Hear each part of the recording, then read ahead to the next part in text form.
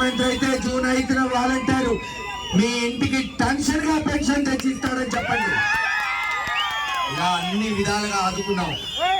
గ్రామంలో ఈ రోజున ప్రతి తెలుగుదేశం నాయకుడికి ఆత్మ విమర్శ చేసుకోండి. ఈ గ్రామంలో బీసీలు ఉన్నారు, ఎస్సీలు ఉన్నారు, ఎస్టీలు ఉన్నారు. ఎవరు ఈ గ్రామాన్ని అభివృద్ధి చేశారో బహిరంగ చర్చ పెట్టమని తెలుగుదేశం నాయకులు ధైర్యం ఉంటే లెక్కలతో వస్తా, లెక్కలు తేల్చుకొని పోతామని తెలియజేయండి.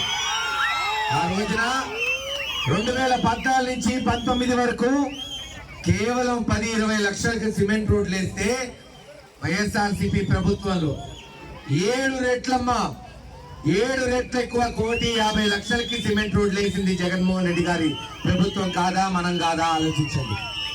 తాగునీళ్లు ఎక్కడో మారుమూల గ్రామం, వీళ్ళు బోర్ నీళ్లు బకెట్లు బిందెలు పట్టుకుంటారనే విధంగా లేకుండా దాదాపు 65 లక్షల్లో ప్రతి వీధికి పైప్ లైన్ వేసి ప్రతి ఇంటికి కుళాయి బిగించి నీళ్లు మీ ఇంట్లో పడేటట్టు చేస్తున్నాం. ఈ రోజున మొట్టమొదటి గ్రామం గురజాల నియోజకవర్గంలో చెన్నైపాలెం గ్రామం.